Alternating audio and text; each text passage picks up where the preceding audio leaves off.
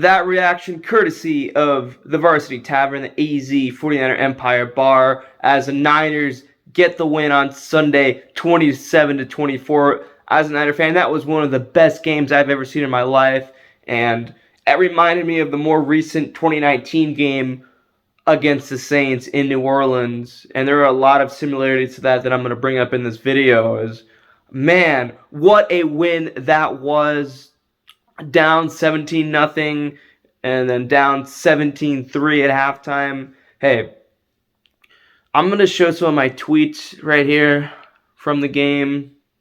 Now, as you can see there, I say that it's already reminding me of the NFC Championship game against the Falcons. And I'm saying we need a repeat of that.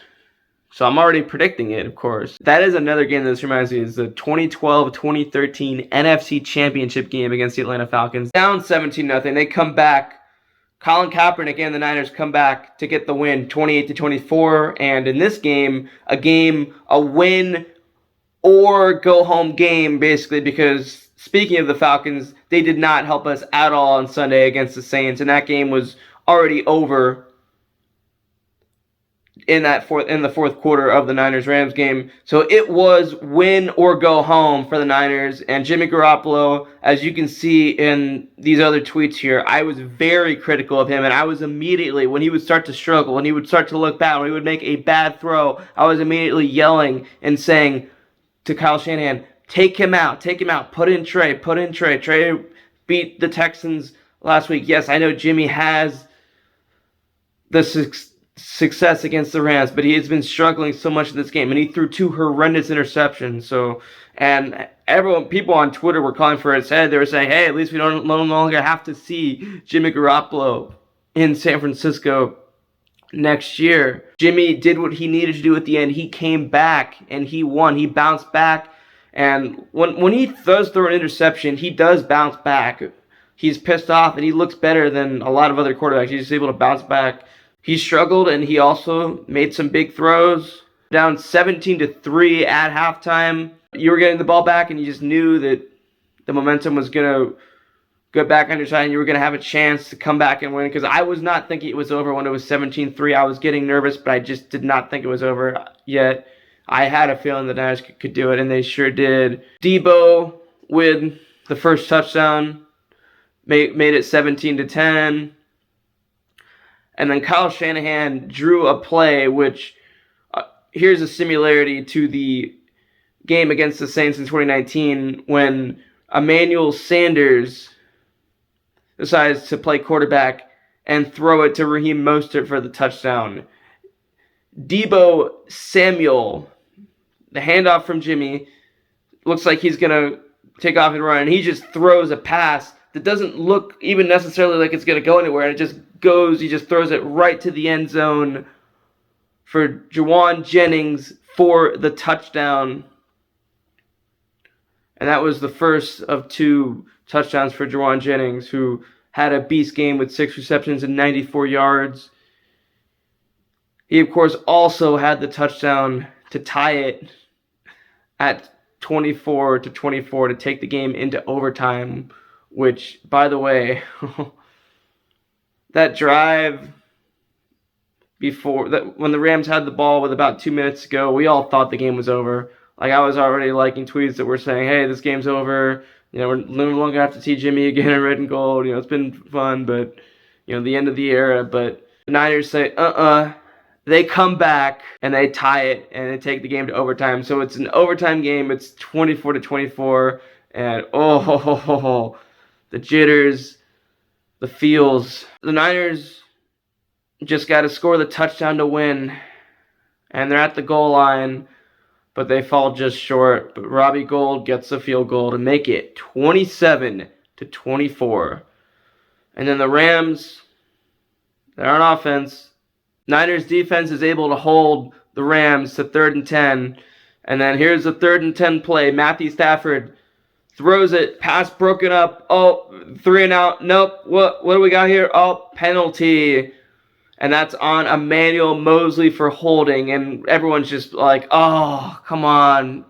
Manuel Mosley, what are you doing? You had such a good game. You had an interception. You picked up Matthew Stafford earlier, and you may have just cost us the game. Oh, because LA, if they would have gotten into the end zone, they would have won. So the Rams, of course, get the automatic first down, and we're all thinking, oh no, this could be the Rams could still end up winning this game after all. We need to stop here, but then this is what happens. Stafford back on first down, throws a deep one down the right sideline for Odell Beckham Jr. Intercepted by Ambry Thomas. Ambry Thomas takes it away. The Rams only have one timeout remaining. The 49ers are going to win the game in LA, and they have won the game. They are going to Dallas. Ambry Thomas saves the day. Greg Papa with the call on KNBR and the 49ers radio network. What a win. And we got the Cowboys next week. The best rivalry in NFL history is back, baby. And what perfect time than the week of the 40th anniversary of the catch. What better time to have a playoff matchup between the 49ers and the Dallas Cowboys. That was an incredible victory for the Niners. You know, Sean McVay running on the field after that touchdown to go up 17-0. A lot of people were criticizing that. Hey, you know, it is what it is. All I'm going to say, though, is I'm going to agree with 95.7, the game producer, Kyle Masson, and just say that if you do that, you better not blow a 17-0 lead. You better win the game. What a performance. What a win.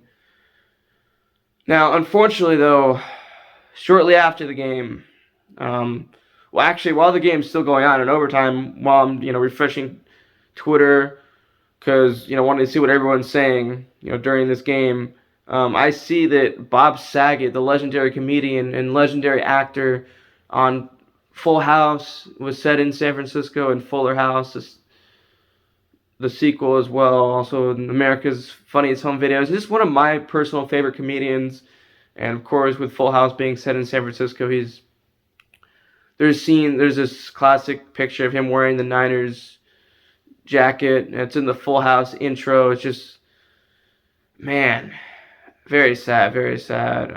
Bob Saget, he even did a show in Orlando the night before.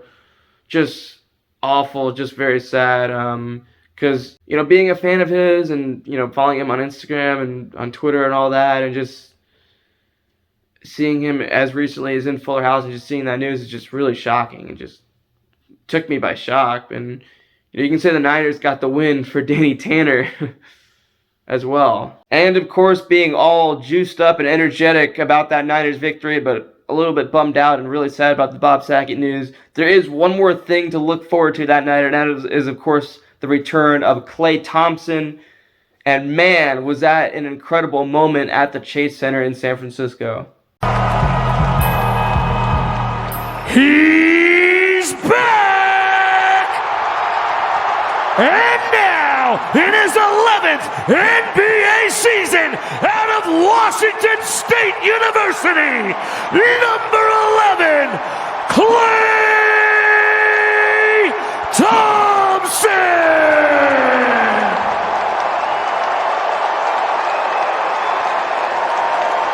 Klay, of course, ends up scoring 17 points as the Warriors get the win, 94-82.